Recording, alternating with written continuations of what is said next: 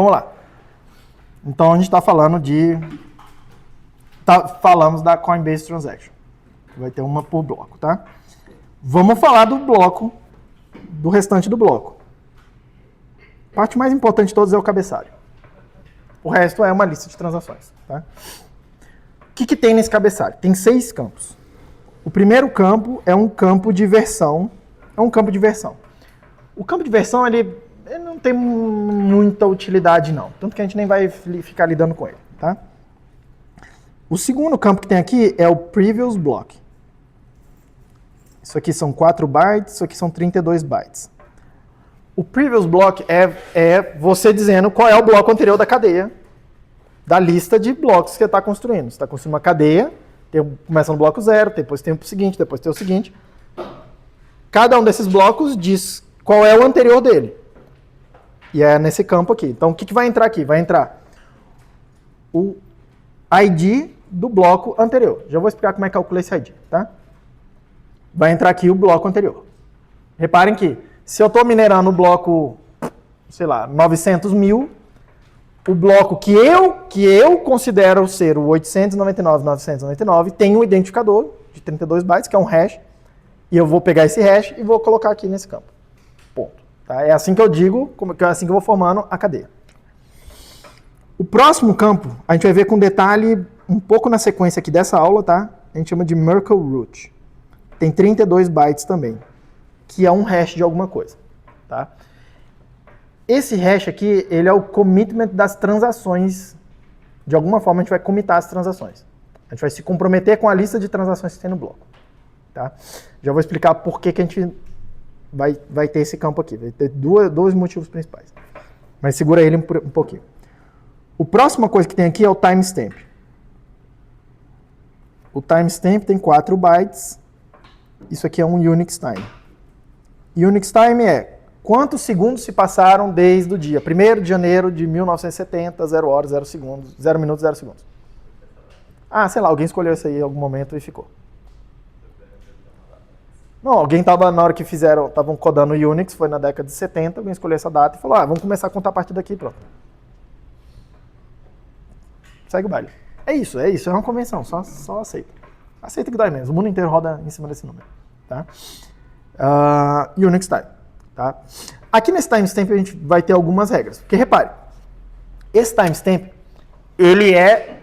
eu que estou minerando é que declaro qual é o timestamp que eu vou botar ali. Então tem a ver com o meu relógio.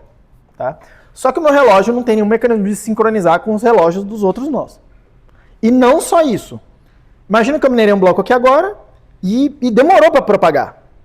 Então pode ser até que o timestamp estava correto ali, mas quando você viu, o momento que você viu já passou vários segundos ou minutos depois daquele acontecido. Tá? Então é autodeclaratório. Esse timestamp aqui, então a gente vai... só que ele também não pode ser de qualquer jeito. Tá? Porque senão ele não serve para muita coisa. Na real é que esse timestamp, de verdade, ele não serve para muita coisa. Tá? Ele não serve para muita coisa. Se a gente tirasse esse timestamp daqui, não ia fazer muita falta, não. O problema é que tirar isso aqui vai ser um hard fork, tipo, uma mudança de regra que quebra o sistema. Então a gente não mexe com isso, pelo menos não por enquanto. Tá? Você define ele no momento que você está criando o bloco ou depois que você termina de criar? Você vai ver que tudo isso aqui eu preciso definir antes de criar o bloco, ou quase tudo aqui eu preciso criar antes de criar o bloco, porque tudo isso aqui vai entrar no cálculo da prova de trabalho, que é o que eu quero explicar agora. Como que calcula a prova de trabalho. Tudo bem? Antes de inserir as transações no bloco, já tem o timestamp definido?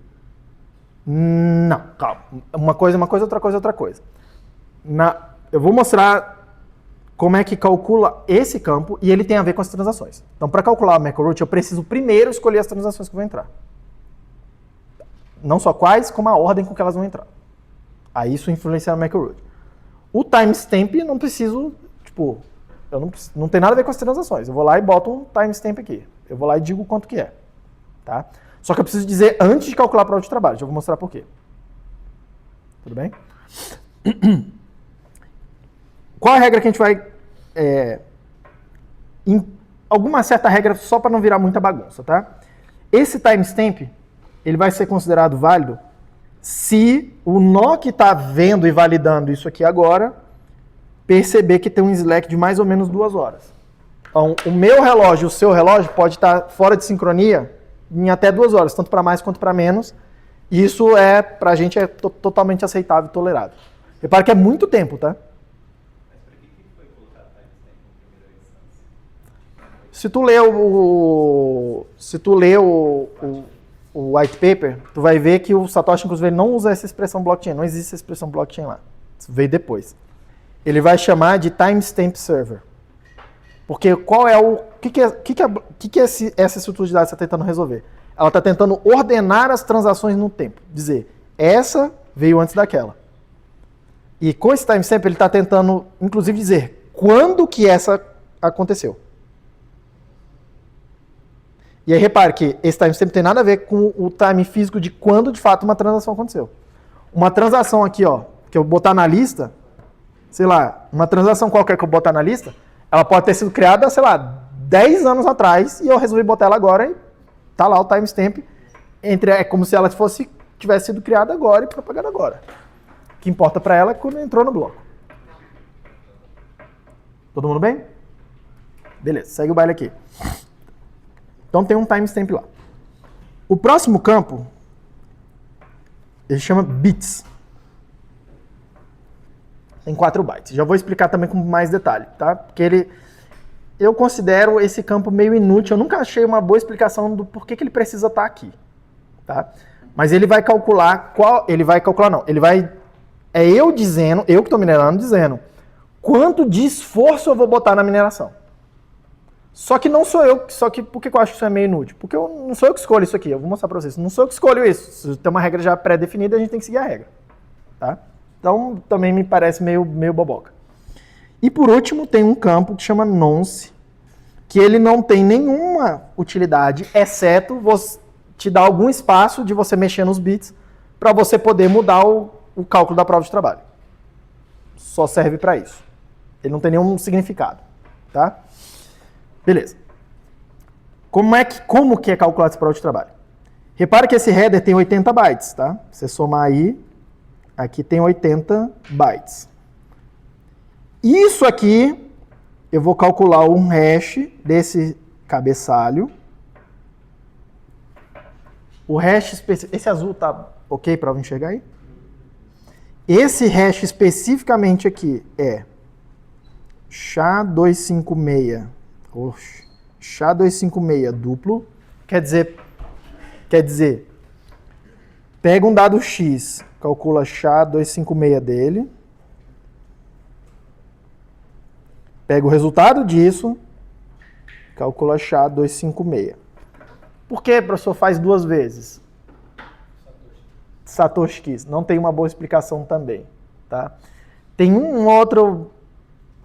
Aí tem um ataque bem técnico, bem teórico que você poderia tentar fazer em cima desse SHA-256, por conta da estrutura dele, de ir aumentando o tamanho da pré-imagem, mas enfim, é um ataque de extensão que a gente chama, mas eu não vejo como é que isso poderia ser feito aqui. Simplesmente não vejo como é que isso poderia ser feito aqui, então acho que não precisaria desse tipo de mitigação, tá? Então é basicamente o que o Satoshi quis. Não sei dizer, nunca achei também uma boa explicação, nunca achei ninguém achando uma boa explicação. E como o Satoshi sumiu, não tem mais como perguntar para ele, né? Então, é porque é. Mas enfim, eu vou lá e vou calcular o hash desse cabeçalho. Repare que no hash não tá entrando, na pré-imagem não está entrando as transações. Os dados das transações. Só entra o cabeçalho. Isso aqui vai ser um número de 256 bits. Então, você não tem 256 bits saindo. Eu vou pegar e interpretar isso como um número. É um número inteiro de 256 bits. Como outro qualquer. Tá? O que é a prova de trabalho válida? A prova de trabalho válida será... Eu vou considerar que esse bloco tem prova de trabalho válida se esse número aí for menor ou igual a um certo número que eu vou chamar de target, um alvo. Então eu estabeleço um certo alvo, tem um número que eu estou chamando de target, e aí eu pego o cabeçalho e calculo o hash, vai dar um número. E aí eu comparo, esse número que veio do cabeçalho é menor do que aquilo? Se for, eu vou considerar que aquilo tem prova de trabalho válida. Se não for, eu vou considerar que tem prova de trabalho insuficiente, inválido. Tudo bem? O que é minerar? O que é exatamente minerar? Minerar é eu construir um cabeçalho que torna essa equação válida. Só que perceba uma coisa. Aquele cabeçalho é para a imagem de um hash, né? Eu estou procurando um hash com uma certa propriedade. A gente viu que isso aí é um cálculo de pré-imagem. É um ataque de pré-imagem. A gente viu que os hashes que a gente usa são resistentes a isso.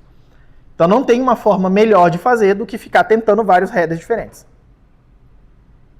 E é isso que o minerador está fazendo. Ele constrói o header, calcula o hash, vê se bate com o target. Não bateu. Calcula outro hash, mexe alguma coisa, calcula um hash, outro hash, vê se bateu. Se não bateu, e fica seguindo nisso até funcionar. Aí a minha pergunta para vocês. O que você pode mexer aqui para poder mudar esse hash? Dos campos que vocês estão vendo aqui. O primeiro deles, o mais óbvio, é o nonce. Ele só serve para isso. Para você ficar mexendo esses bits e mudar os hashes. Tá? O que mais que você pode mexer aí? O timestamp, porra. Olha aqui, ó. Como você pode variar bastante lá de horas, né? Você pode ir lá e dar uma mexida. Até porque, naturalmente, você vai querer incrementando isso. Sei lá, eu comecei a minerar agora. Aí passou um segundo, eu já vou querer, naturalmente, incrementar esse timestamp. Mas repare que eu posso mexer bastante esse timestamp. Posso brincar com ele. O que mais que eu posso mexer? Eu posso mexer o previous block? Não. Não posso mexer o previous block. Já vamos lá. Não posso mexer o previous block. Tá? Por quê? Porque senão eu estou minerando em cima de outro bloco diferente, que não é o próximo que eu quero fazer a sequência. Então isso aqui não dá. Eu posso mexer no bits? A gente vai ver que não pode, porque esse bit está codificando o target. E não sou eu que escolho esse target. O target está pré-definido. Não só não é o mesmo sempre, mas como não sou eu que escolho isso aqui. Tem uma regra pré-definida e uma regra de consenso também. Tá? Então eu não tenho liberdade para mexer no bits. Eu posso mexer no número de versão? Sim. Sim. Sim. A maioria dos bits do número... Inclusive a gente usou esse número de versão não como número de versão, mas como um bitmap para a gente sinalizar que a gente concorda com mudanças de regra ou não. Não é muito elegante, deu muita confusão, não tem uma regra muito específica. Cada vez, quando a gente for mudar de regra de novo, a gente vai fazer alguma coisa diferente, tá? Provavelmente. Mas no passado foi usado assim e hoje, basicamente, praticamente todos os bits aqui você pode mexer do jeito que você quiser. Então, tem liberdade para isso. Tu pode mexer a Merkle Root? Tu pode mexer. Mas como que eu mexo isso? Isso aqui é o hash de alguma coisa. Como que eu mexo nessa Merkle Root? Tem que mexer na pré-imagem desse hash. Certo? Tem que mexer na pré-imagem desse hash. E se a pré-imagem desse hash tem a ver com a lista de transações, como é que eu mudo a Merkle Root? Mudando a lista de transações. Eu posso reordenar elas, ou eu posso tirar uma, botar outra, posso tentar mexer nisso. Tá? Só que repare que isso dá mais trabalho, porque eu tenho que... Vocês vão ver que calcular Merkle Root não é só calcular um hash, eu preciso calcular vários hashes. Tem uma estrutura, tá? Mas eu tenho um certo grau de liberdade. É isso que o minerador está fazendo. É isso que o minerador está fazendo. Não está fazendo nada além disso. Escolhe as transações, ordena elas, cria Coinbase Transaction, bota na lista, calcula a Merkle Root. Aí ela entrou aqui, Merkle Root. Ele já escolheu o bloco anterior, o último bloco que ele viu, ele já escolheu. Ele escolhe o número de versão, timestamp, o bits já está pré-definido na regra, ele bota o bits lá, fica mexendo no nonce, no Merkle Root, no timestamp, no version, até achar um número que bate com essa regra aí. E é isso que ele fica fazendo. É só isso que ele fica fazendo. Por que ele pode mudar o version? Ele pode mudar o version porque o version é uma bagunça. Porque o version é o seguinte, se eu não me engano, a gente começou com versão 0 dos blocos. Só que o fato de você colocar lá versão 1, 2, 3, 10, 1 milhão, não rejeita o bloco. Então ele continua sendo um bloco válido. A única coisa que acontece é que lá no cliente aparece uma mensagem de warning no log. Alguém botou um número de versão meio estranho aqui. Mas é só um... Como se fosse um nonce. Na prática a gente usa como se fosse outro nonce. Não, só um segundo. É um pouco mais técnico isso, porque alguns bits ali são travados e a gente não pode mexer de qualquer jeito. Mas a maioria dos bits serve como nós. E é uma baita bagunça, tá? Então perdeu o sentido original de ser uma versão. Originalmente isso aqui servia... Quando a gente bota o número de versão numa estrutura de dados, é porque a gente quer mudar a semântica da estrutura de dados, mudando o número de versão. Tá? Pra gente poder fazer upgrades. Mas na prática acabou... O pessoal já começou a usar isso aqui antes, porque lá no início o cliente não rejeitava blocos com número de versão, entre aspas, diferente do zero inicial. Então ficou. Todo mundo ok com isso? É isso que é minerar. É isso que é minerar. Tecnicamente, o que é o processo? É isso, tá? Por que isso a gente chama de prova de trabalho? Porque isso dá trabalho para um cacete. Isso dá muito trabalho. Qual que é a ideia básica? Olha só. Eu vou calcular um hash. O hash é um número, no caso aqui é SHA-256 de 32 bytes, 256 bits. Então, toda hora que eu calculo um hash, eu estou, na verdade, produzindo um número entre 0, porque pode ser tudo 0, e pode ser tudo 1, 256 bits de 1. Pode ser. Todos eles são igualmente prováveis, inclusive. Tá? Então, o maior número é 2 elevado a 255 menos 1. E a gente acredita que, nesse hash específico, todos esses números são equiprováveis. Tá? Não tem uma prova formal disso, mas eles são muito bem distribuídos. Na prática, é muito bem distribuído. Tá?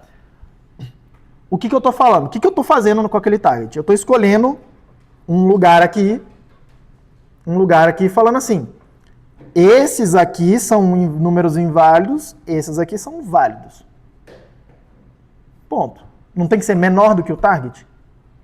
O n tem que ser menor que o target, o n tem que estar aqui, ó, nessa faixa. E aí o que eu faço? Eu abaixo o target quando eu quero deixar mais difícil. Eu levanto o target quando eu quero deixar mais fácil. E aí, repare que eu tenho, inclusive, se eu puder mexer o target, eu consigo controlar a dificuldade. Por que seria útil controlar a dificuldade? Se estiver difícil, está conseguindo gerar bloco. Eu quero que a taxa de produção desses blocos seja de aproximadamente 10 minutos em média.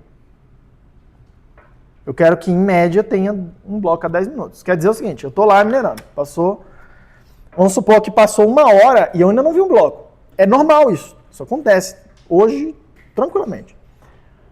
Mas eu quero ir olhando na média, olhando, sei lá, os últimos 1000 blocos.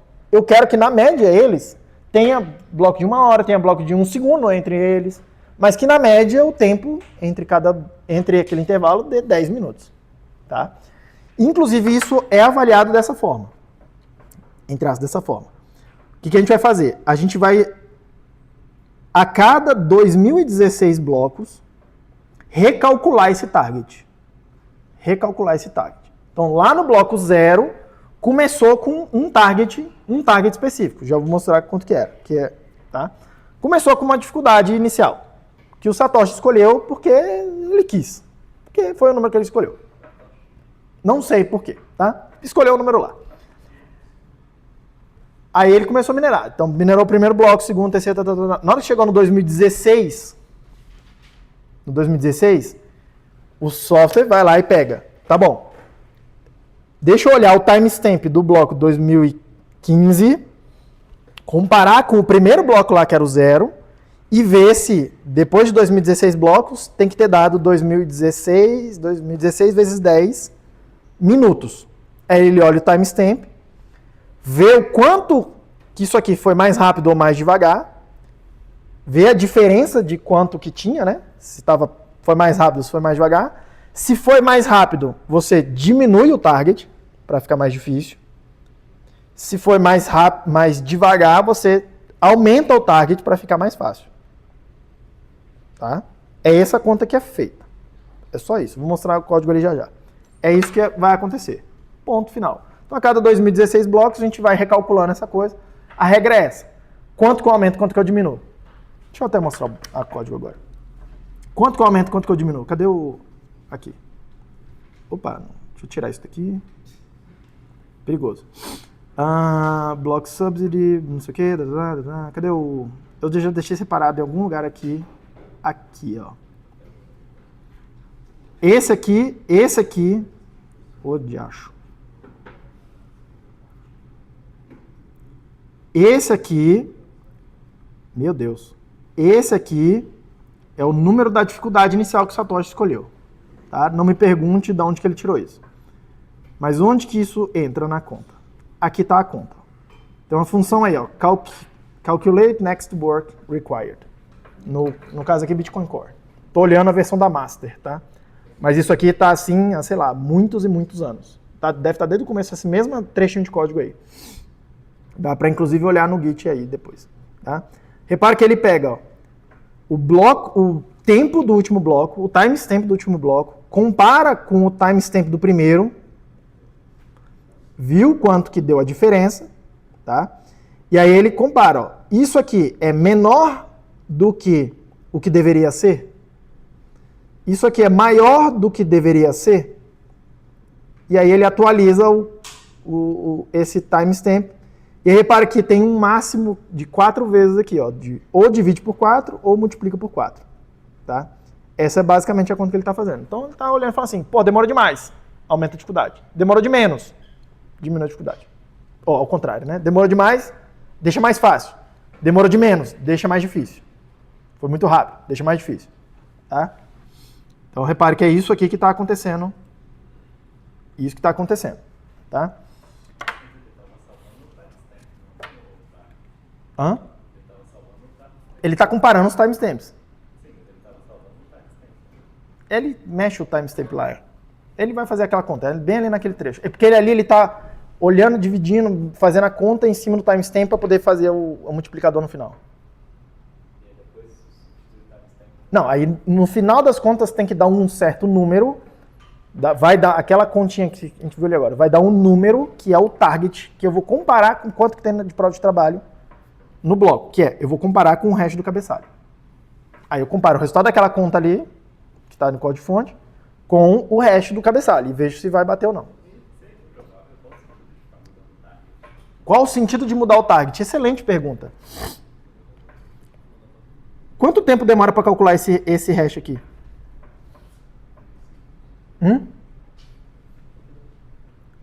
Quanto tempo demora para calcular esse hash?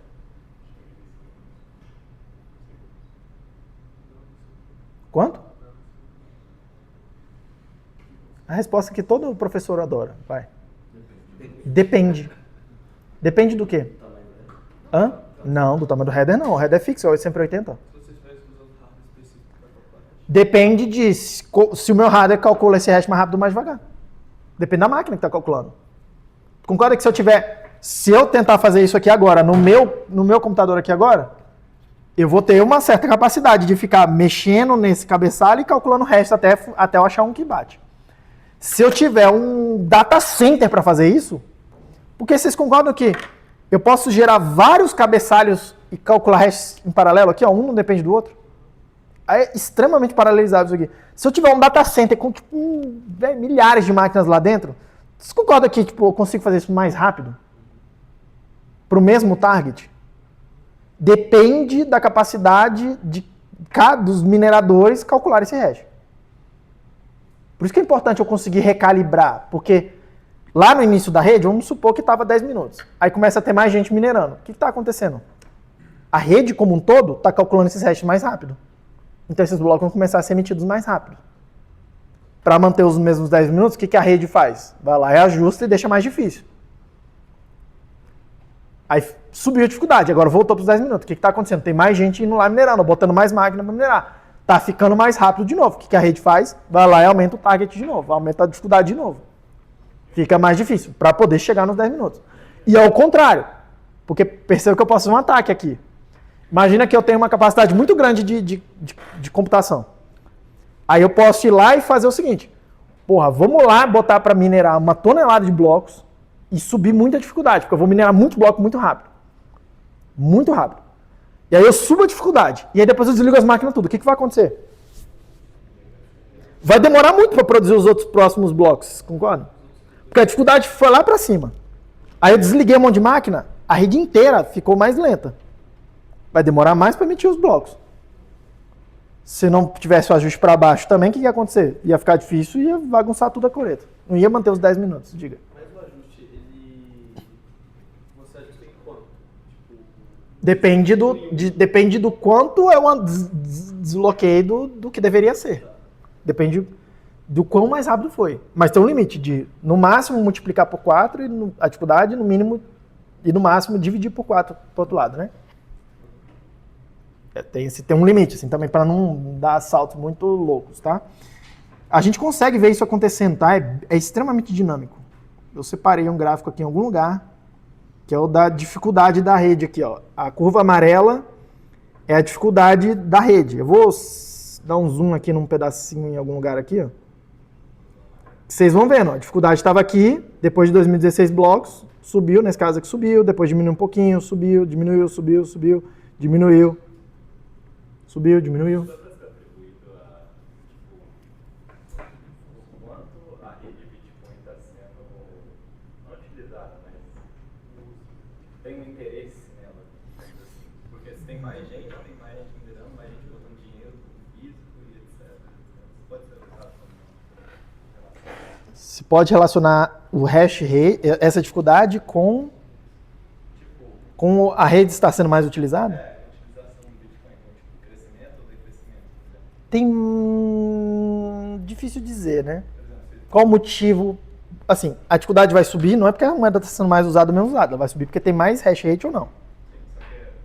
Só que se alguém tiver muito poder computacional, a pessoa tem que Mas aqui, ó, o hash rate, o gráfico do hash rate da rede está aqui. Esse amarelo aqui, ó. A gente consegue estimar, inclusive. Tipo, vendo os blocos, a gente consegue estimar. Porque a gente consegue calcular, na média, quantos hashes eu preciso calcular para achar um bloco com tal target, tá? Não é difícil fazer essa conta, inclusive. A gente está vendo que o hash rate aumenta, né? Tipo, aumenta. Tem uns episódios em algum momento que, ó, que abaixa. Repare que tem meio que mudanças tecnológicas impactam também. Por exemplo, aqui vinha bem baixo e de repente subiu muito, assim, ó, perto aqui de 2018, 2019, tá vendo? Por quê? Porque a gente parou de minerar com CPU, passou a minerar com GPU, por exemplo. Depois teve um outro momento que parou de minerar com GPU e começou a fazer ASICs específicos para isso. Circuitos específicos para isso. Aí mudou. Tipo, o hash rate está aumentando muito, entendeu? Então, assim, a dificuldade tem a ver com esse hash rate aqui, ó. Tem alguma correlação, mas eu não sei te dizer, que o gráfico do preço está em verde, tá? Eu não sei te dizer tentar te chutar uma relação de causa e efeito. Se o preço sobe porque o hash rate sobe ou se o hash rate sobe porque o preço sobe. Uma coisa é fato. Eu estou minerando. Aí eu tenho a recompensa com subsídio mais as taxas. Se o preço daquilo, se aquilo está ficando mais valioso, eu tenho um incentivo para botar mais máquina para minerar, né? Então, o preço subir tem alguma explicação de puxar o hash rate para cima. Sim. Mas eu não sei dizer se a recíproca também. Se puxar o hash rate para cima é o que puxa o preço. Porque se você parar para pensar, o que isso aqui está fazendo? Isso aqui está protegendo a rede. Isso aqui está protegendo a rede. Isso é um sistema de proteção da rede. Quanto maior esse hash rate aqui, mais difícil é alguém ir lá e tentar bagunçar os blocos, tentar reorganizar os blocos. Então, está cada vez mais segura essa rede nesse aspecto. Se a rede está cada vez mais segura, faz algum sentido você pensar que aquilo está ficando cada vez mais valioso e vale a pena começar a usar mais, né? Então, não sei dizer. Professor, mas sei lá, isso não é meio perigoso porque o minerador está querendo ganhar dinheiro, aí ele pode criar um monte de bloco falso. Ele pode criar um monte de bloco falso. Por que ele não faz isso?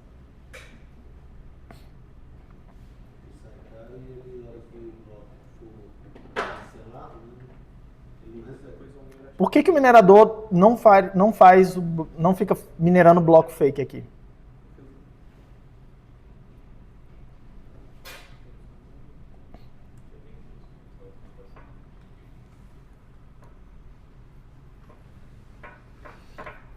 É isso que ele está fazendo, certo? Isso aqui tem que acontecer antes ou depois dele ser pago? Antes.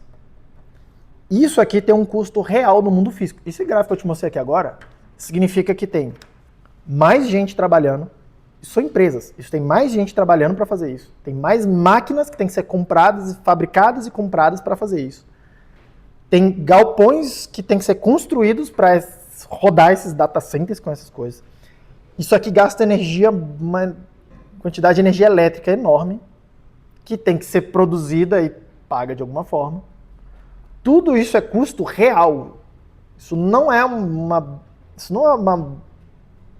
simplesmente vem aqui e faz uma brincadeira. Mas então, repare que a desconexão temporal é importante. Primeiro, o minerador paga ou incorre no custo de fazer esse processo, antes de ser remunerado no sistema. Entendeu? Isso quer dizer o seguinte, para eu minerar um bloco inválido e para eu minerar um bloco válido, é o mesmo custo. Para eu que estou fazendo o processo. Se eu minerar o bloco inválido, eu não vou ser recompensado, mas eu tive o custo.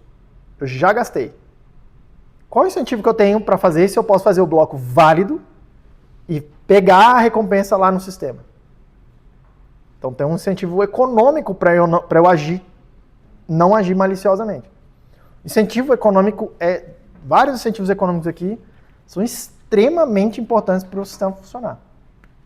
Dado que a gente tem, por exemplo, aquele tempo de maturação lá do Coinbase, né, e tipo, possibilidade, sei lá, reordem dos blocos e tal, a partir de que momento o minerador recebe, de fato, ele tem o subsídio como no saldo dele, por exemplo? Ele pode dizer que tem subsídio dele já. Na hora que ele minerou um bloco, ele meio que já é dele, mas obviamente ele não pode gastar aquilo imediatamente. Ele pode gastar... A gente vai falar um pouco mais sobre esses modelos de mineração e não sei o que, porque isso aí tem um monte de incentivos também, até meio perversos sobre isso. Tem vários ataques que... Eu não estou dizendo que o minerador não possa fazer ataques. Ele pode fazer ataques que fazem sentido. Vocês viram notícia recentemente de Monero reorganizando um monte de blocos e tal? Vocês não viram, né? Monero usa prova de trabalho também, tá? Mecanismo muito parecido com isso aqui. Qual a diferença do Monero? Eles usam uma função de hash que é construída para não ser exatamente o detalhe, mas ela é uma função que é muito difícil você implementar em hardware. Então, em Monero você faz CPU mining e GPU mining até hoje. Não tem um chip específico para minerar lá no Monero, igual tem no Bitcoin, que é SHA-256, que é fácil de implementar em hardware. Eu não sei detalhes dessa função de hash.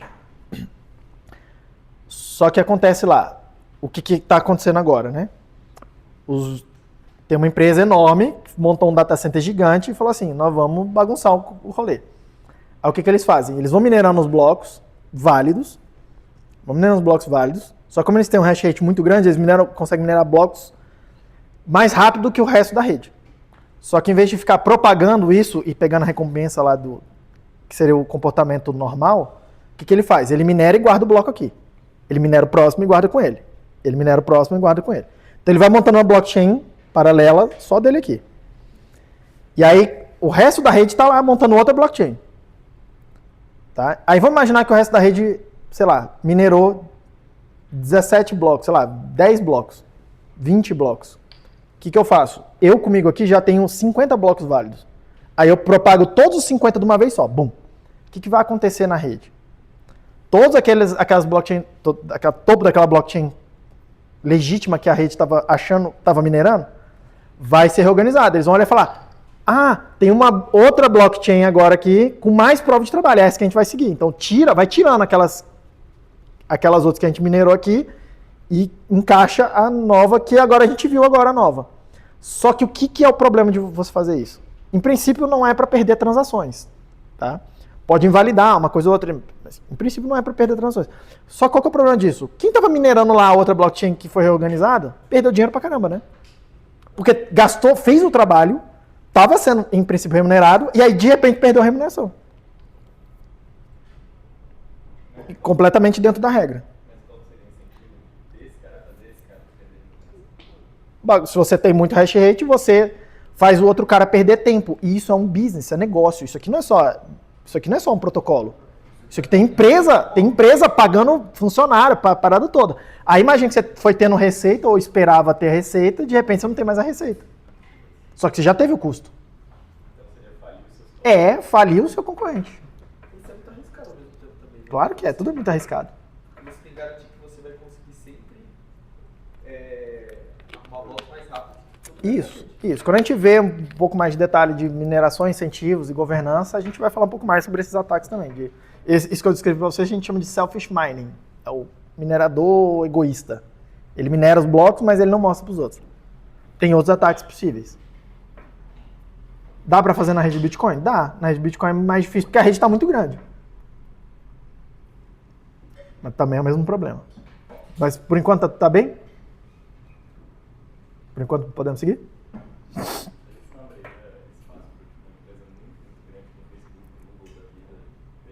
Sim, mas a questão é que por que dá para fazer no Monero? Porque a rede é relativamente pequena, em termos de capacidade computacional. E não é porque a rede é pequena porque tem poucos participantes. Tem até bastante nós. Mas a rede é pequena em termos de capacidade computacional. Na rede do Bitcoin, o Bitcoin é várias ordens de grandeza, a rede como um todo, hoje é várias ordens de grandeza maior do que todos os data centers de todas as grandes empresas, governo, a porra toda junto. A rede do Bitcoin é maior do que isso em termos de capacidade computacional.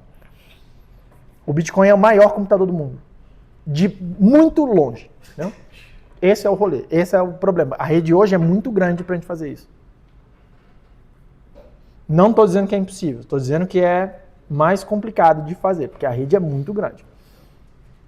Dá para fazer? A gente vai ver um pouco melhor quando a gente for falar de pools, de mineração, porque de novo, isso tudo é um business. Tem um business por trás, tem os seus negócios, tem as empresas. E as empresas vão precisar elas têm outros incentivos econômicos que elas precisam responder também. Aqui eu só estou falando do protocolo por enquanto. Com esse hash rate alto hoje, assim, a gente pegar, por exemplo, um computador comum na CPU para minerar é quase impossível. É uma piada. Não faz nem cosquinha para a rede. É melhor tu nem fazer isso. Você vai estar gastando. Tu pode dar sorte, claro. Tem... A chance é mínima. Você pode calcular, inclusive, a chance, a dificuldade, a probabilidade. É mais fácil você ficar jogando na Mega Sena e tentar ganhar na Mega Sena. Na prática. Agora, tanto que tem um certo movimento que chama de lottery mining, que é você fazer isso aí, você ficar lá minerando, sabendo que provavelmente você não vai fazer nem cosquinha. Mas se você encontrar um bloco, 3 Bitcoin, quanto é que tá valendo isso? Mais as taxas? 3 milhões de reais? 1,5 milhão, né? Sei lá, uns 2 milhões de reais, Também não tá mal, né? Tá? Mas tem outras coisas que você pode fazer que não são lottery, mas... Mais rentáveis. Não sei se dizer se mais rentáveis, mas, de novo, que geram outros incentivos que as pessoas se veem incentivadas a fazer. A gente comenta um pouco mais pra frente. Deixa eu seguir aqui, porque eu tô falando de consenso ainda. Mas vocês estão vendo que, tipo assim, é meio que impossível falar de uma coisa, porque cada pedacinho do protocolo abre uma margem monstruosa para vários fenômenos que estão acontecendo. Tá? E por que é parte da disciplina que a gente está tentando fazer? É mostrar o protocolo para vocês, até para vocês olharem outras moedas e outros fenômenos acontecendo e entender, tá, mas por que isso acontece? Tipo, não tem como você entender o que está acontecendo lá no Monero, você não entender isso aqui, como é que é o mecanismo técnico aqui, né? Tipo, o que está acontecendo? É isso que está acontecendo. E aí vocês estão vendo aí os problemas, tudo isso precisa de mitigação, precisa de gente pensando como é que vai resolver isso. Tudo isso precisa. Tem gente que precisa resolver o lado de business, negócio, tudo isso tem que ser resolvido. Então vamos ver o protocolo. Então, quando você vai trabalhar na rede Bitcoin, você trabalha nessa parte de resolver esse problema. Ou você pode estar implementando criptografia, ou você pode estar implementando, sei lá, um monte de coisa. Mas, tipo, por exemplo, vai que faz sentido adicionar uma regra nova aqui no sistema. Alguém precisa implementar isso, alguém precisa testar isso, alguém precisa convencer os outros de que isso é útil. Vou falar um pouco mais sobre isso, o lado soft dessa remuneração numa aula separado também. Como é que alguém se remunera sobre isso? Por enquanto, vamos ficar aqui no protocolo por enquanto. Podemos seguir? Essa é uma dúvida. Então, o bloco aí, tipo, que vai ser aceito vai ser, tipo, sei lá, o que chegou mais perto. Chegou um bloco para mim e ele tem prova de trabalho suficiente, eu aceito. Claro, isso é um critério do consenso. Eu olho, a primeira coisa que eu olho, tem prova de trabalho suficiente? Se não tem, te joga fora, não serve para nada. Se tem, eu vou olhar as outras coisas. Por exemplo, eu vou olhar, tem uma Coinbase Transaction? O subsídio está correto? As taxas estão corretas? Entendeu? A MicroRoot está correta? Eu vou olhar, cada uma das transações é válida, blá, blá, entendeu? Vou validar a coisa toda. Mas a primeira coisa de todas que é observada é o bloco. A primeira de todas é, o bloco é sintaticamente válido. Sintaticamente quer dizer que tem esses bytes nessa ordem aí e eu consigo parsear isso. Porque senão não adianta nada. Tá, sim, check. A segunda coisa que eu vou olhar é, prova de trabalho é válida? Se não for, não tem conversa. Tudo bem? E diante de dois blocos igualmente válidos, qual que eu vou escolher? O que tiver mais prova de trabalho. Eu vou estar sempre olhando, falando, onde tem maior prova de trabalho? Onde tem maior prova de trabalho é onde eu vou ficar. Qual é a prova de trabalho? Qual foi mais difícil de minerar? Qual foi mais difícil de minerar? Olha só sobre essa coisa. Pergunta. Eu vou tentar passar uma intuição e depois eu explico como é que calcula o target ali, tá? O target não, o bits. Eu falei para vocês que tinha a ver com o target. E eu quero ainda explicar a MicroRoot hoje. Mas vamos lá. Vamos lá. Deixa eu passar uma intuição para vocês. Porque vocês vão olhar na internet por aí direto falando assim, a prova de trabalho está procurando um número de zeros no começo do hash. É normal você ver por aí, tá? Isso aí é parcialmente correto. Tá? Não é isso que a gente está olhando. O que a gente está olhando é isso aqui, tá? Ó, se esse hash, eu calculo, eu vejo, aquilo é um número. É um número com muitos caracteres, mas é um número. Eu vejo se aquele número, aquela quantidade é menor do que uma outra. Não tem nada a ver com o número de zeros. Mas, obviamente, o número que tem muitos zeros à esquerda é o número menor. Então, vai ter a ver com isso aqui. Tá? Mas não é número de zeros que a gente está olhando. Mas vamos supor que fosse número de zeros. Tá? Imagina que eu estou procurando um hash que tem um bit zero e qualquer coisa depois. Um bit zero é... Não, ele é 0, 1, 1, 1. Isso aqui é 7. Não, isso aqui é 7. Então é 7, F, F, F, tudo F. Vamos supor que eu estou procurando algum número que satisfaz isso aí. Um número menor do que esse aí. Para um número ser menor do que esse aí, basta ele ter um zero na frente. Concorda? Menor ou igual que esse aí, basta ele ter um bit zero na frente. Tá? Tá. Pergunta aqui para vocês. Nesse intervalo que eu desenhei aí, ó, tem 2 a 256 números aí nesse intervalo. Onde estão os números que são menores ou iguais a esse 7FFF aí? Hã? Da metade para baixo. Metade dos números começa com 0, metade dos números começa com bit 1. Então, se eu estou procurando esse número aqui, um número menor do que esse, o meu target está aqui, né? Ó, metade. Vocês estão vendo? Tá.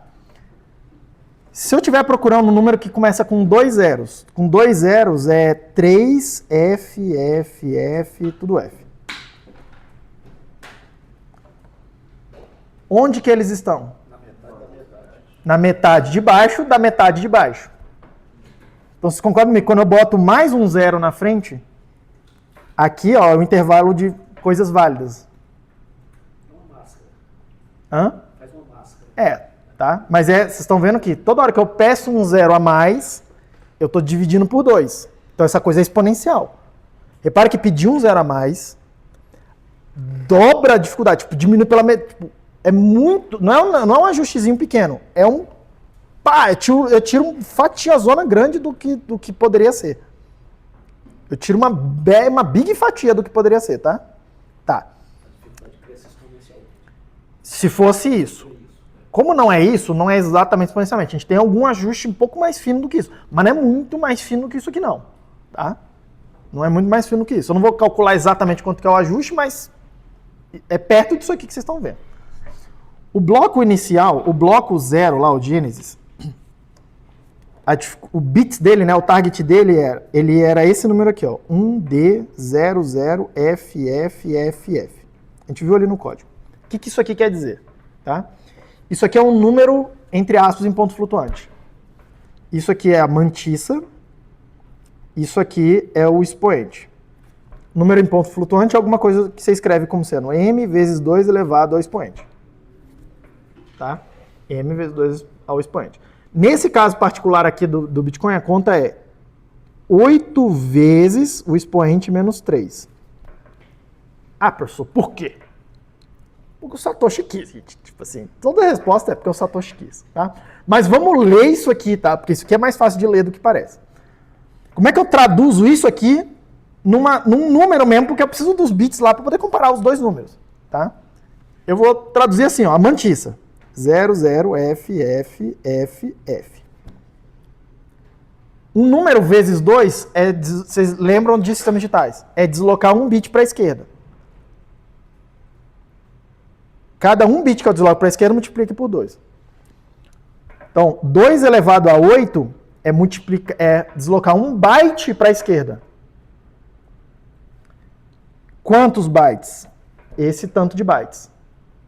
1D é 29, menos 3, 26. Então, vou deslocar 26 bytes para a esquerda. Esse número aí, deslocado 26 bytes para a esquerda. O que significa isso? Botar um monte de zero aqui, que soma 26 bytes, tá? Cuidado que isso aí são 52 zeros. Aliás, 52 zeros. Não, o hexadecimal de 1D é 29. Só que tem esse menos 3 aí, tá? 26 mais... Aqui tem mais 3 bytes. Então dá 29 bytes. O número tem que ter 256 bits e ainda faltam 3 bytes. A gente completa com 0 aqui. Hã?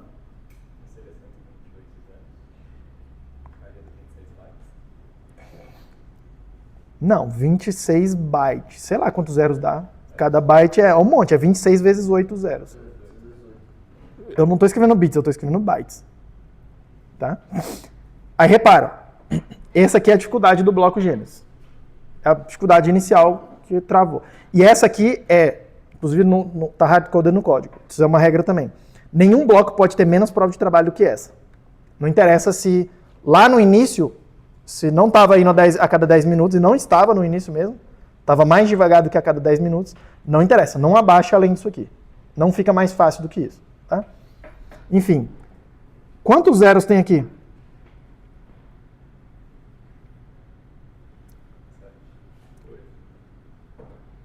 Não.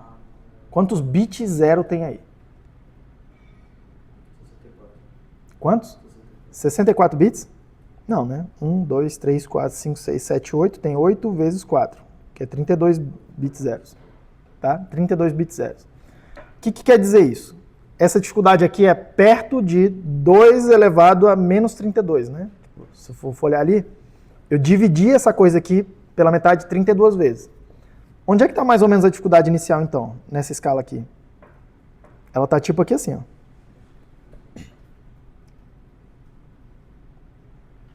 Eu estou procurando números aqui, ó, nessa faixinha. Lá no início da parada. Onde é que está a dificuldade hoje? Eu nem sei, tá? Tipo, mas é uma dificuldade, tá num número muito, muito, muito bizarro. Vamos olhar aqui, ó, o último bloco. Ixi, Maria. Vamos pegar um bloco aqui qualquer. Me dá um bloco qualquer aqui. Vamos pegar um bloco qualquer aqui. Eu consigo dar zoom nisso? Não consigo. Mas eu consigo colar aqui, peraí.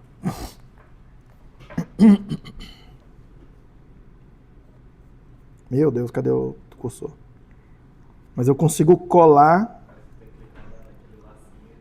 Peraí, tá colando. Aí foi. Tá aqui o hash do último bloco, tá? Ó. Olha o número que é para baixo, já mais difícil do que isso. Do que o que estava inicial, tá? Isso aqui é milhões e milhões de vezes mais difícil de encontrar esse bloco aqui. Essa prova de trabalho. E tá ficando mais difícil cada dia. Em algum momento eu acredito que vai começar a dar uma saturada, tá? mas não chegou nesse momento ainda. Tá? É isso que essa rede está fazendo.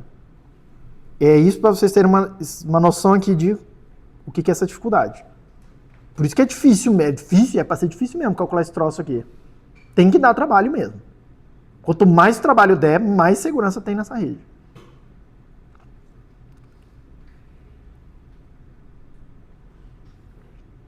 Isso é o que garante que, quando eu vejo um bloco, é porque provavelmente esse bloco... Quando eu vejo um bloco e ele tem prova de trabalho válida, é porque o cara que fez isso aí não tá querendo me sacanear, porque isso aqui é muito caro de fazer. No mundo real, isso é muito caro de fazer. Isso aqui é muito caro de fazer. Então eu tenho uma certa expectativa de que alguém não vai fazer isso para arriscar e não receber alguma coisa em troca. E quanto mais difícil for fazer isso, melhor nesse sentido. Todo mundo entendeu o que é a prova de trabalho? Isso aí é o que vai codificar nesses bits, tá? Isso aqui é recalculado, a gente viu que a cada 2016 blocos pergunta. Você falou que você vai ser 8 blocos simultâneos. Hã? Eu escolho que tem mais prova de trabalho, certo? Isso. Isso se aplica a blocos anteriores também? Também. Se você aplica blocos anteriores, a história da prova de trabalho? Sim. Olha só. Cada um desses blocos aqui tem uma prova, foi calculado, tem um trabalho executado em cima dele. Repare que é muito difícil de criar esse bloco, mas é muito fácil de verificar. Eu só preciso pegar o cabeçalho, fazer o hash e acabou. Tipo, eu faço o hash uma vez só para verificar. É muito barato verificar. É muito caro de construir o bloco. Tá? Aí eu vi o bloco vermelho. Que encaixou, ele é o bloco, sei lá, 0, 1, 2, 3. E aí eu tô vendo um outro bloco, 3 linha, concorrente. O que quer dizer o vermelho e o 3 linha concorrente? Quer dizer que no previous block está igual. Eles estão minerando em cima, eles consideram que o anterior é o mesmo. Tá? Bem fácil de checar isso aqui também, né? Quando eu vejo um e quando eu vejo o outro. Vamos supor que esse bloco vermelho tenha X de prova de trabalho e que esse cara aqui tenha Y e que o Y é menor do que o X. Em princípio, eu vou jogar fora o bloco azul em favor do bloco vermelho, porque ele tem mais prova de trabalho. Só que pode acontecer de alguém viu esse bloco azul e considerou que vai trabalhar em cima deles, não tem problema. E ele foi lá e minerou outro bloco, que é o 4 linha, e aqui acumulou mais prova de trabalho do que aqui. O que eu tenho que fazer quando eu vejo isso?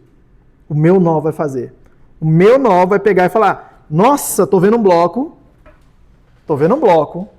que gera uma cadeia concorrente daquilo que eu estou construindo aqui, e essa cadeia concorrente tem mais prova de trabalho. Acumulou mais prova de trabalho.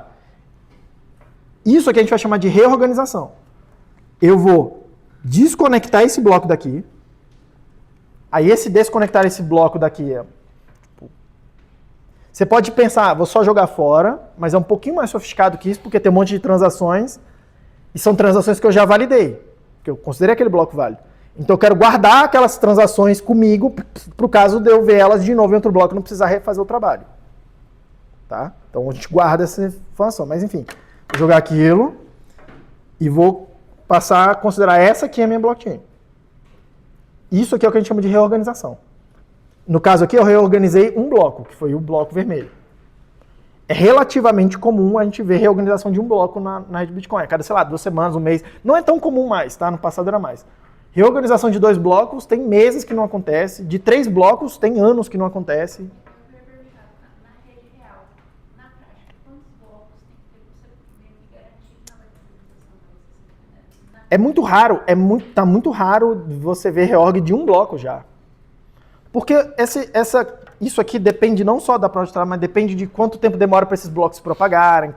Aí isso depende de quanto tempo demora para um nó validar o bloco e passar para o próximo, entendeu? À medida que a gente foi melhorando o software, isso foi ficando mais eficiente, a propagação dos blocos vai ficando mais rápida na rede. Então a probabilidade de eu minerei um bloco e você também está minerando. E aí eu te mandar esse bloco, ou esse bloco que eu minerei, chegar em você, você passar a minerar em cima do próximo, repara que esse intervalo de tempo é o que gera esse conflito. Esse tempo passou a ser milissegundos hoje. Então, você fica muito pouco tempo minerando um bloco, sendo que em algum lugar da rede já apareceu o bloco que já desfaz o seu trabalho, entende? Aí você já vê, já passa a trabalhar em cima do próximo. Então é muito raro, hoje em dia, eu não sei te dizer exatamente, mas é bem raro, não é mais... No passado era bem mais comum ter reorg de 1, 2, 3 blocos. Hoje em dia é bem raro, assim, deve ter mais de ano que não acontece reorg de 3 blocos. 3 blocos é quase, assim, é extremamente improvável já. Na prática, hoje em dia, se você tivesse 100% de certeza de uma transação foi feita, você espera 20, 30 minutos. Tem uma regra no dedão aí de 6 blocos, né? Que é esperar aproximadamente 1 hora. 6 blocos. Um reorg de 6 blocos, eu acho que só aconteceu 2 vezes na história do Bitcoin. Alguma coisa assim, tá? Posso estar enganado nessa informação, mas... E as 2 vezes foi porque aconteceu algum hard fork na rede. Foi algum fork na rede, alguém fez alguma besteira na rede. E alguns desses aí, um deles eu vou contar a história para vocês aqui na hora que a gente falar de governança, que tem a ver com esses forks. Tá? Mas, assim, é muito incomum acontecer essas reorgs de muitos blocos. Muito incomum. Ao contrário de outras chains. Tá? Ao contrário de outras chains. Isso, inclusive, era uma coisa que tem a ver com a escolha do 10 minutos. Porque se eu faço o intervalo dos blocos ser muito curto, entre 2 blocos, eu tenho muito pouco tempo para validar e propagar um bloco novo. Vai ter muito tráfego de bloco na minha rede. Entendeu? Então passa a ser mais comum eu ver essas reorganizações. Porque é uma rede. Cara, uma rede é IP. Perde pacote, tem que retransmitir, ou não chega no outro lugar, tá? Acontece tudo isso. Não sei se eu entendi certo, mas supostamente poderia tentar minerar sobre um bloco que já foi minerado antes, e se eu tiver uma história de trabalho maior, substituiria para ver um bloco. Você pode tentar minerar a partir daqui, ó. Isso. Sim. Mas se você... Só um segundo. Imagine que a rede está naquela chain azul ali. Azul clara. Deixa eu fazer de vermelho agora.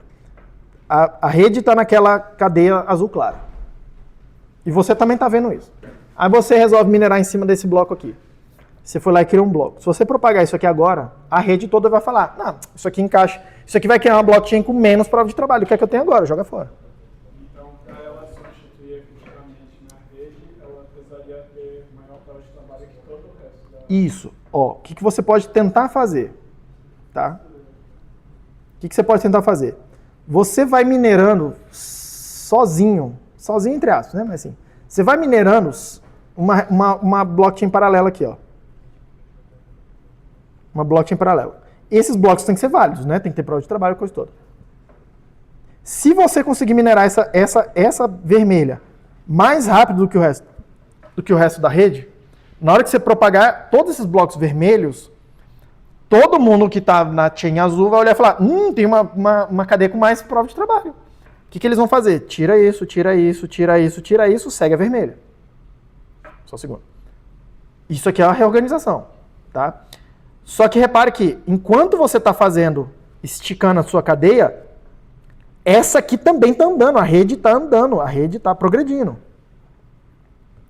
Então, para você conseguir fazer isso aqui você precisa conseguir fazer isso aqui numa taxa maior do que a taxa do resto da rede. Então, não é exatamente 51%, mas em princípio, se você tiver 51% do hash rate todinho da rede, você consegue fazer isso, porque você consegue minerar mais rápido do que o restante. Tá? Mas não quer dizer que você minera instantaneamente. Você demora mais ou menos 10 minutos, 20 minutos para fazer cada um desses blocos, ainda. Tá vendo? Tá? Isso aí é o ataque de 51%. Você consegue reorganizar a rede. Quanto mais demora esse ataque, quanto mais para o passado você quer reorganizar. Tá? O que você consegue fazer aqui? Você consegue roubar dinheiro de alguém assim?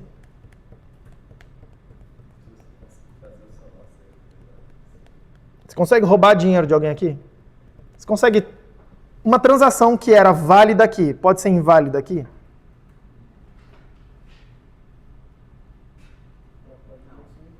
Não. Como é que você faz para invalidar uma transação? Ela pode não ser incluída no bloco, sim, mas como é que você faz para invalidar uma transação? Você faz outra que gasta a mesma saída que a primeira estava gastando. Você pode eliminar essa saída. Se você for lá no início e eliminar a existência dessa saída. Mas você não elimina a transação anterior, que é a filha, né? Que é o parent, né? De uma. O máximo você vai conseguir tirar ela de um bloco e não confirmar mais aquela, mas você não invalidou a outra. Vamos supor que eu gastei a saída, esqueci o nome, O TXO, isso. Exato. Eu tenho essa saída aí, certo? Essa saída foi gerada em algum momento por uma Coinbase, né? Transação de Coinbase. Ah, em algum momento. Lá atrás, eliminar essa transação. Sim, isso sim. Eu quebrei essa. Mas aí você precisa fazer um reorg de 100 blocos. Nunca aconteceu na história. Quanto tempo demora para você fazer Vamos imaginar que você tem 50% da rede, do hash rate hoje. Quanto tempo demora para você fazer um reorg de 100 blocos? Você precisa minerar 100 blocos. Quanto tempo você precisa para isso? 100 vezes 20 minutos, né? Porque você não tem todo o hash rate da rede, você tem menos. Você tem metade. Então vai demorar meio que o dobro do tempo. Então 200 minutos. Sei lá, não, 2.000 minutos. Enquanto isso, a rede está andando aqui. O resto da rede ela não precisa. O resto da rede não precisa produzir 100 blocos mais rápido que você, ela só precisa produzir um bloco mais rápido que você. Já chegou na tua frente. Já dificultou o teu trabalho. Tá vendo? Quanto mais no passado, mais difícil é você andar para você fazer isso aqui. Aconteceu alguma vez na história? Sim. Do Bitcoin? Sim. Vou contar esse caso depois, em algum momento, quando a gente estiver falando de governança. Porque isso... O senhor tem chance disso estar acontecendo agora? Uma pessoa está acumulando um monte de blocos? Tem chance de estar acontecendo agora? Tem. E alguém, tipo, uma pessoa com muito poder computacional... Tá acontecendo agora na rede do Monero.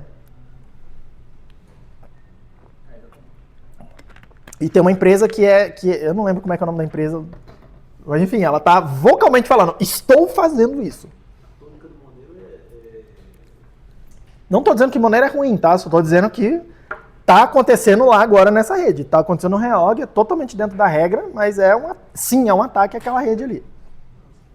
Só que aí a moeda depende da confiança das pessoas quando eles usarem. Se é uma empresa que faz isso, ela ataca em si mesma. Ela vai ter muito de algo que não vale nada. Mas eles não estão fazendo para fazer dinheiro. Sei lá por que eles estão fazendo. Enfim, Monero é feito para privacidade. As transações elas são bem diferentes. A gente vai falar um pouco sobre isso. Nessa questão, por exemplo, Peraí, pessoal. Nessa questão de eu avaliar se, por exemplo, uma blockchain tem mais prova de trabalho que outra, né? Na prática, isso é o que? A soma dos hashes. Tipo, uma ter a soma dos hashes maior do que a outra. Pra eu dizer que uma teve mais prova de trabalho que a outra. Não é exatamente a soma, mas você consegue calcular. Eu não queria entrar nesse detalhe de como é que calcula essa quantidade. Então, dois blocos, um vai ter uma prova de trabalho que a outra e tem um cálculo específico para... E sim, tem uma Mesmo que os dois sejam válidos. Sim, tem uma regra determinística para isso, inclusive. Todo mundo bem? Tá, eu queria fechar essa história aqui de consenso dos blocos e essa coisa toda falando... Vocês entenderam aqui, ó, a dificuldade de prova de trabalho. Já que estamos nessa aqui... Em algum lugar aqui tá o código-fonte, chama Calculate Next Work Required. Calculate Next Work Required. Onde é que ele está? Não. Get Difficulty. Não sei. Separei. Uai, não deixei aqui? Aqui. Não deixei separado. Não deixei separado. A função tá aqui, ó, que calcula isso aqui, tá? Calculate next work required. Esse cara aqui, POW é Proof of Work. Essa função aqui... não, esse aqui é o que tá... Tá, esse aqui é o que tá calculando pra... enfim, volta. Volta. Aquilo ali é a função que calcula quanto tem que ser o target. Beleza. Para finalizar essa história de blocos e consenso, deixa eu explicar para vocês a história da Merkle Road. Tá?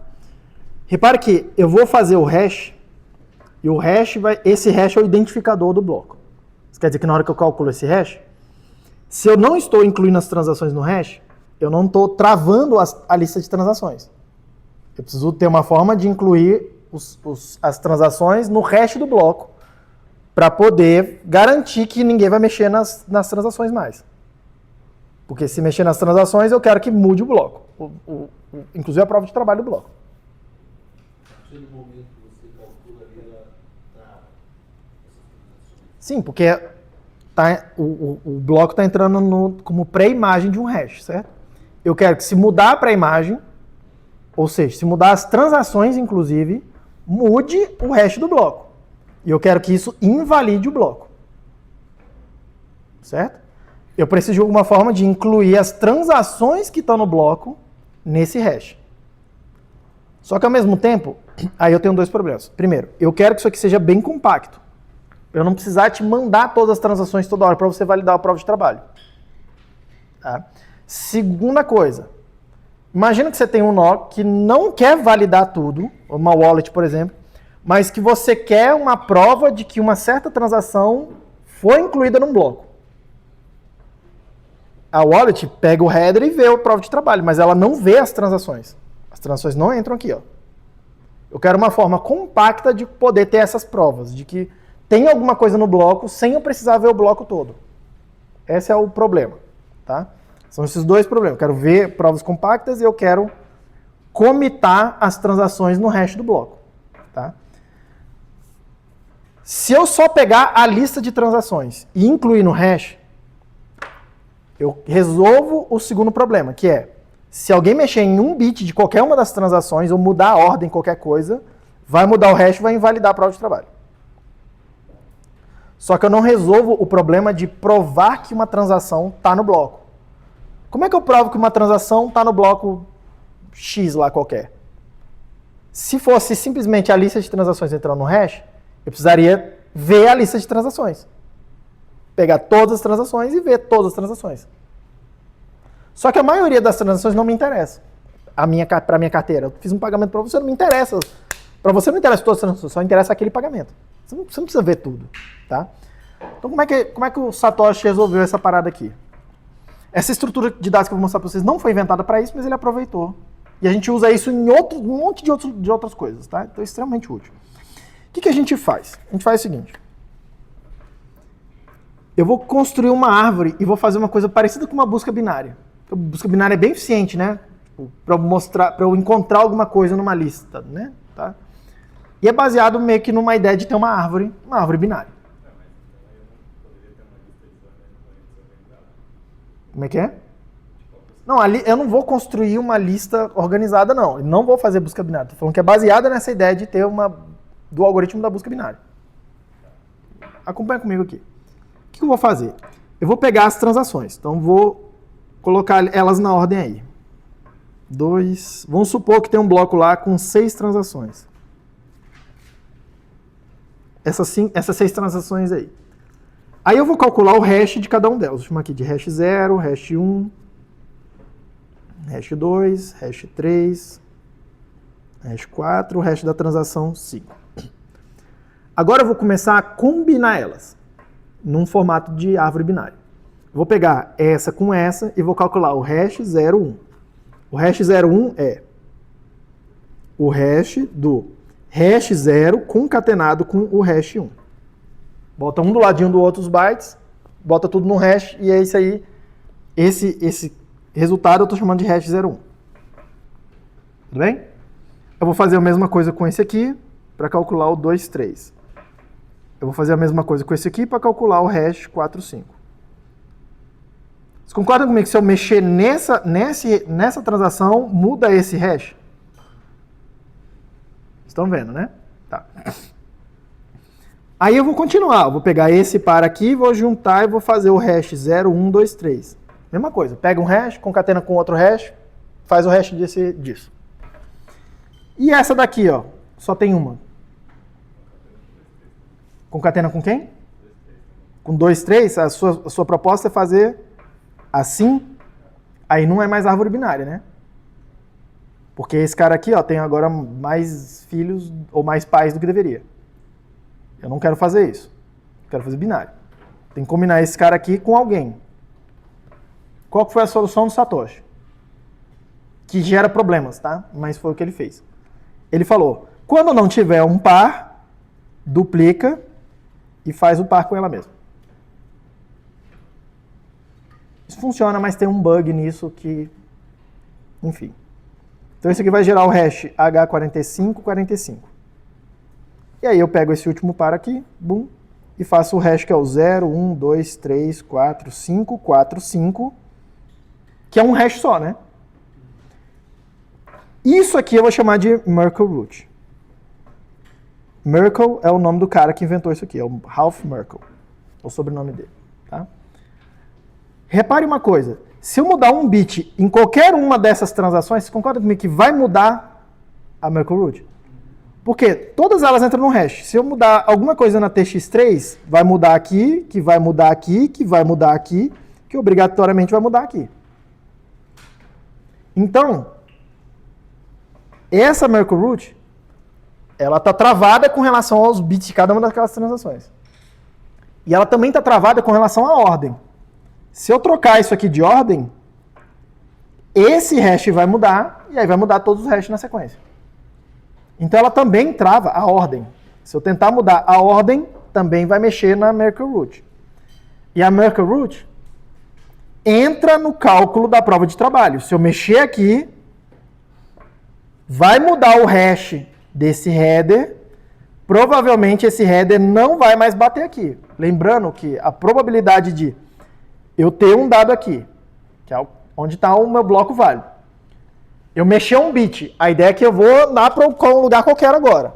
A probabilidade de eu cair aqui é monstruosamente maior do que eu cair num outro hash aqui, ó. Pum, pode acontecer? Pode. Mas a probabilidade é extremamente baixa. E é mais baixa quanto mais prova de trabalho está acumulando ali na coisa. Tá? Então, provavelmente eu vou invalidar a prova de trabalho. Se eu mexer em qualquer um desses caras. Tá? Então, desse jeito aqui, eu incluo na prova de trabalho a ordem das transações e as transações. Então, se eu mexer nas transações, vai bagunçar a prova de trabalho. Vou perceber isso. Eu vou conseguir ver isso na hora que eu estiver validando. Só que isso aqui tem uma vantagem monstruosa. Porque olha só, imagina que eu vi isso aqui. E eu confio nisso aqui. Porque isso aqui está junto à prova de trabalho. Então, eu vou confiar nesse número que eu vi aqui. E eu quero saber se a transação 2 foi incluída no bloco. Mas eu não estou vendo todas as transações, eu só vejo os cabeçalhos. Eu sou uma wallet aqui, eu só vejo os cabeçalhos. Eu quero descobrir se a transação 2 está nesse bloco ou se não está nesse bloco. O que eu posso fazer? Eu posso pedir para algum nó calcular uma prova de inclusão para mim. O que é essa prova de inclusão? Esse nó vai me mandar, eu vou chamar de P. Ele vai me mandar a seguinte coisa. Ele vai me mandar o hash do H3. Porque o hash do H2 eu consigo calcular eu mesmo. Eu sei qual é a transação TX2 que eu estou interessado. Ele me manda o H3. Eu calculo o H23. Eu sei o H2, eu recebi o H3, eu, que estou validando, calculo o H23. Aí o nó, depois na sequência, me manda esse hash aqui, ó. O H01. E aí eu sozinho calculo esse hash. Eu sozinho. E aí depois o nó me manda esse hash aqui, ó. H4545. E eu calculo esse aqui. E eu vou ver que bateu ou não na minha Merkle Root, que eu confio, que está lá por trás da prova de trabalho. Tá? Essa sequência de hashes aqui eu vou chamar de prova de inclusão. Isso prova que aquela transação, que aquele pedaço da estrutura existe. Eu só não entendi o que você quis dizer com o nó me manda. O nó me manda, porque imagina que eu sou uma wallet, eu só vejo os cabeçalhos. Eu que produzi a transação T2, ou TX2. Ou, por exemplo, eu fiz um pagamento para você, a sua wallet sabe que é aquele pagamento que você está esperando. Você viu a transação, está tentando esperar se ela vai entrar no bloco. Tá? Os nós, e repare, a minha wallet só vê o header. Os nós da rede, os nós completos da rede, vêm tudo. Eles veem tanto os headers quanto as transações.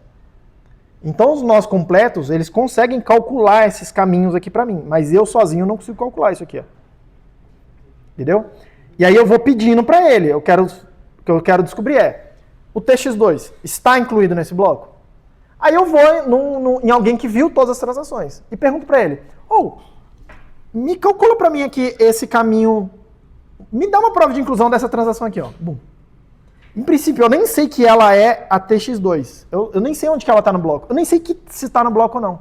Eu vou lá no nó do... Como é que tá o nome, Cláudio? Gustavo. Eu vou lá no nó do Gustavo. O meu nó vai lá no Gustavo e pergunta assim, essa transação aqui está incluída no bloco? Aí o nó do Gustavo vai responder, tá. Pode ser que ele responda, não está. E aí não tem prova para fazer.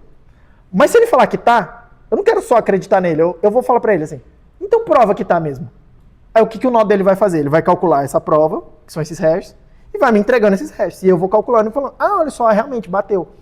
Como que ele sabe calcular isso aqui? Ele sabe calcular isso aqui por quê? Porque ele viu todas as transações. Entendeu? Então quando eu recebo essa prova... O que ele ganha compartilhando isso comigo? Ele ganha a minha amizade. Mas essas provas são baratas de calcular. Entendeu? Essas provas são baratas de calcular. Pensa que não precisa ser o meu Node perguntando para o Node de um terceiro. Pode ser a minha wallet que está rodando no meu celular, perguntando para o meu Node que está rodando num servidor. Mas eu controlo o servidor. Entendeu? E aí, alguém me perguntou, qual a importância de rodar um Node? Eu vou terminar com isso a aula. Alguém me perguntou aqui agora, no começo da aula aqui, qual a importância de rodar um Node? A importância de rodar o Node é essa aqui, ó. É essa daqui. Principalmente essa daqui. Para você que está interessado, tem um wallet aqui no meu telefone. No seu telefone não vai ver todas as transações. Ela não vai ver a blockchain inteira, não vai validar a parada. Ela só vai lidar ali com algumas transações que interessam para a tua wallet. Ou que você fez de pagamento ou que você está recebendo. Entendeu? Se você não roda o seu nó, você precisa confiar no nó de alguém para produzir essas provas corretamente para você. E aqui tem uma pegadinha, que é, se alguém me dá uma prova de inclusão, é garantido que aquilo está lá no bloco. Mas alguém pode querer me enganar que a minha transação não está no bloco. Gustavo, posso ir lá no nó do Gustavo e perguntar assim, a transação TX2 está no bloco tal? E ele falar, não. E ela está, de fato. Mas ele falar para mim que não está. E aí não tem como ele provar que não está. A única forma de eu saber que não está é ver todas as transações do bloco. E validar eu mesmo. Entendeu? Então, assim, esse esquema aqui, ele me permite, quando alguém falar para mim que está, provar que está. Mas não tem como eu provar que não está. E aí eu posso ser enganado por causa disso. Não sei que tipo de ataque, mas isso... Então, repare, eu estou confiando no Node de um terceiro. Quanto mais... E a gente está tentando bolar esse esquema todo para não precisar confiar no terceiro. Não sei se talvez seja uma carência desnecessária, mas para provar que não está. Eu não poderia falar, por exemplo, eu tenho nesse bloco, você sabe que está no header que tem, sei lá, 5 transações. Não, Inês, eu não sei que tem 5 transações. O header não tem o número de transações. Olha lá o header lá. No header não tem o número de transações. Eu não sei nem quantas transações tem naquele bloco. É porque se tivesse, eu poderia falar, tem, sei lá, 5 transações. Eu vou te mandar log 2 de 5 hashes, você faz a árvore aí. Sim, poderia, se eu soubesse, mas eu precisaria saber a ordem delas. Então, você precisa saber mais coisas. Você precisaria ter visto o bloco inteiro. Tá? Só que isso aqui tem um problema de privacidade ainda, que eu não vou resolver aqui agora, vou terminar a aula agora. Mas tem um problema de privacidade, que é, imagina que eu fui lá no nó do Gustavo, que é um nó de terceiro, que eu não controlo, e eu pergunto para ele, a transação TX2 está no bloco? Me prova que está no bloco.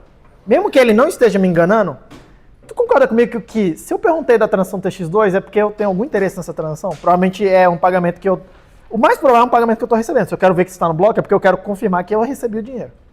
É a coisa mais provável de acontecer aqui. O Gustavo, ele não tem certeza, mas ele olha e fala, essa transação TX2 deve ser o Edil recebendo dinheiro.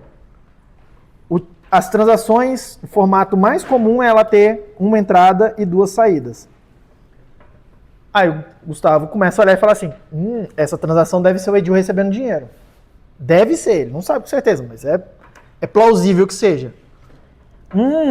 Então quer dizer que isso aqui ou isso aqui deve ser dinheiro dele. Vou passar a monitorar isso aí. Isso aqui é um problema de privacidade, a gente vai precisar lidar com ele. Não tem uma boa solução, uma solução assim, uma bala de prata, tá? Ainda. Mas isso é um problema que está em aberto. Mas isso só se você não tiver que confiar um nó em terceiro. Se você tiver o seu próprio nó... Se eu tiver meu próprio nó, tô mais de boa, né? Porque aí o meu próprio nó eu faço válido tudo, eu não preciso perguntar nada para ninguém.